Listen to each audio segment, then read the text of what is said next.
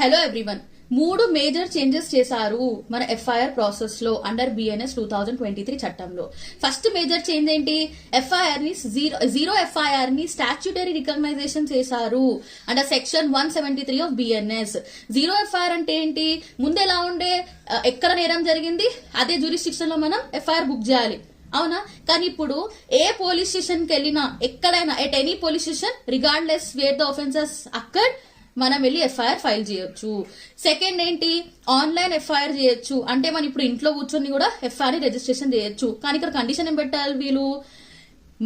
Individual ఎవరు FIR book చేస్తున్నాడు కదా అతను he must sign the FIR with in 3 days. ఎందుకు?